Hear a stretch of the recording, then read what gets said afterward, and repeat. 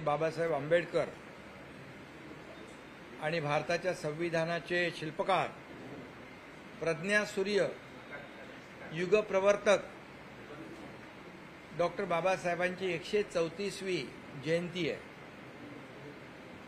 या जयंतीनिमित्त मी तमाम महाराष्ट्रातल्या बाबासाहेबांच्या चाहत्यांना, नागरिकांना, अनुयायांना या ठिकाणी शुभेच्छा देतो। आणि डॉक्टर बाबासाहेब आंबेडकर यांच्या 134व्या जयंतीनिमित्त मी बाबासाहेबांना देखील कोटी कोटी प्रणाम करतो, विनम्र अभिवादन करतो। खरं म्हणजे आजचा दिवस संपूर्ण महाराष्ट्रात नाही, देशभरामध्ये बाबासाहेबांच्या जयंतीनिमित्त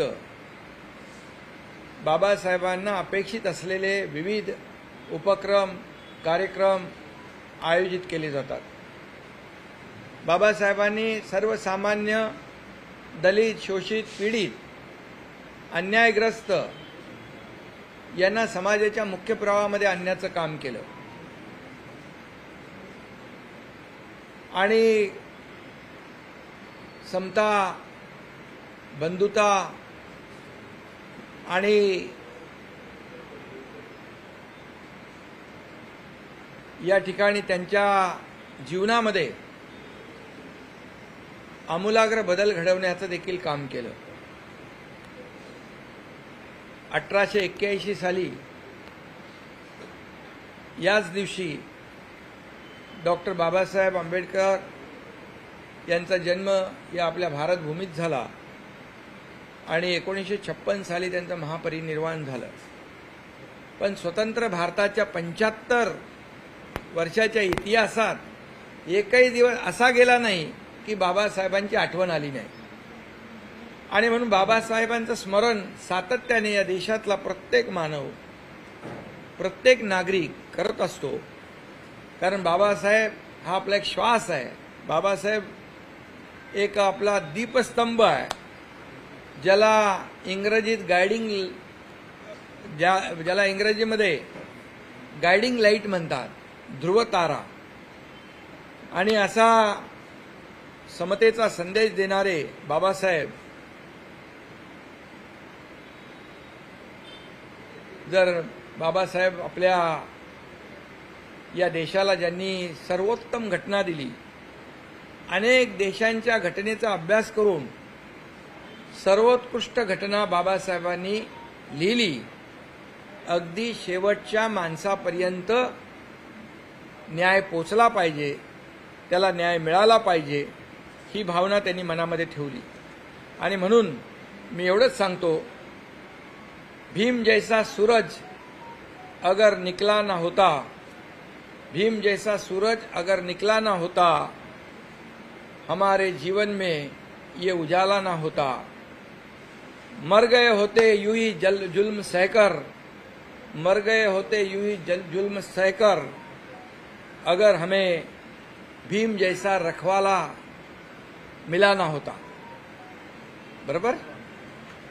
आणि खरं म्हणजे हे सगळ्यात महत्त्वाचं म्हणजे बाबासाहेबांनी जे केलं, फक्त आपल्या ते आता भारतरत्न नाही, विश्वरत्न झाले। कारण बाबासाहेबांनी जाचक रूढी परंपरापासून आपल्या सर्वसामान्य माणसाला मुख्य प्रवाहात आणलंच।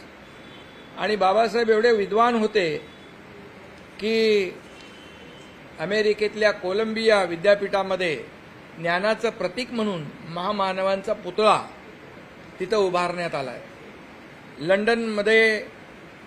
लंडनच्या विद्यापीठातून त्यांनी इकॉनॉमिक्समध्ये MSc आणि डॉक्टर ऑफ सायन्स ही पदवी मिळाली आणि कोलंबियामधून त्यांना डॉक्टर ऑफ फिलॉसॉफी ही अशा अनेक पदव्या मिळाल्या। त्यामुळे भारतातला पहिला भारतीय विदेशात जाऊन शिक्षण घेतो आणि वेगवेगळ्या विविध पदव्या त्यांना मिळतात, हा खरं म्हणजे भारताचा गौरव आहे. आणि म्हणून मी एवढंच सांगतो की 75 वर्ष स्वातंत्र्याला झाली, परंतु काही लोक फक्त कुठली ती आपली कोरी लाल काय, काही लोक संविधानाची प्रत नाही रे, ती लाल कोरी लाल डायरी दाखवतात. हा, काही लोक म्हणतात संविधान खतरे में आहे, काही लोक म्हणतात संविधान बदलेगा. परंतु बाबासाहेबांचं संविधान एवढं मजबूत आहे कि जब तक सूरज चांद रहेगा बाबा साहेब का संविधान कायम बना रहेगा. आणि म्हणून फक्त बाबासाहेबांना ज्यांनी फक्त आणि फक्त, आता मी राजकीय बोलत नाही, परंतु ज्या काँग्रेसने बाबासाहेबांना नेहमीच पराभूतही केलं, त्यांना त्यांच्या विचारांना त्रासही देण्याचं काम केलं, परंतु खऱ्या अर्थाने 2014 साली या देशाचे प्रधानमंत्री नरेंद्र मोदीजी या देशाचे प्रधानमंत्री झाले. खऱ्या अर्थाने संविधान दिन साजरा होऊ लागला. तोपर्यंत संविधान संविधान संविधान म्हणून फक्त लोक गळा काढत होते. आणि आपण देखील महाराष्ट्र सरकार तालुका प्लेसला आपण संविधान भवन उभं करतोय आणि बाबासाहेबांच्या आठवणी जतन करण्याचं काम करतोय. आणि म्हणून इंदू मिलमध्ये देखील आंतरराष्ट्रीय दर्जाचं बाबासाहेबांचं स्मारक उभं राहत आहे. जगाला हेवा वाटावं असं ते स्मारक त्या ठिकाणी उभं राहत आहे. हे देखील तमाम देशवासियांसाठी अभिमानाची बाब आहे.